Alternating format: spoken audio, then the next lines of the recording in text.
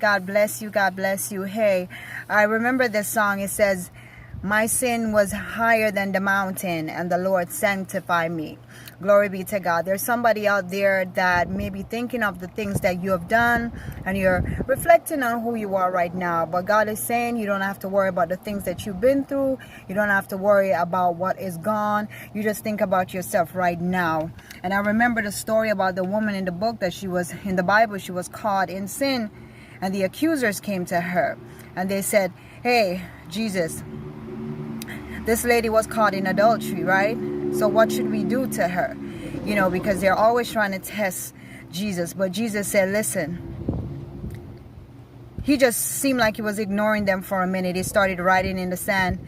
And he was saying, listen, if you have never sinned, I'm asking you to go ahead and throw the stone. Throw the stone right now if you have never done anything wrong. Meaning, if you have never done anything wrong, you can point the finger. You can make up the face.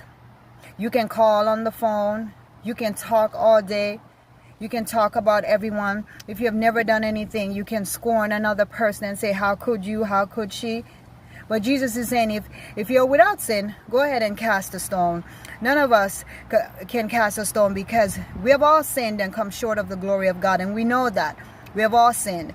So, as I said, I started out saying, my sins was higher than the mountain. And the Lord sanctified me. It took sanctification. It took the blood of the Lamb, a sacrifice of Jesus Christ, dying on Calvary's cross for our sins, and our sins are forgiven. So when Jesus said, cast the first stone, when he looked around, he said, woman, where's your accusers? There was nobody there.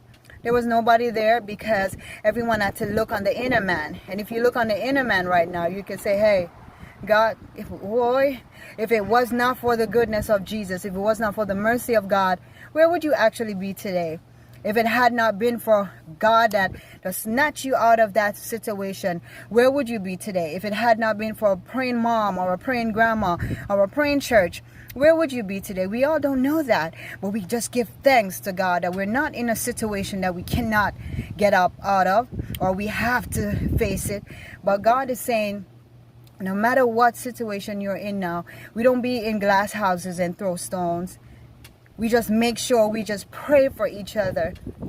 Pray for each other because we have all sinned and we have all done some things that we are ashamed of or afraid of, or we don't want to be exposed, or whatever the case may be.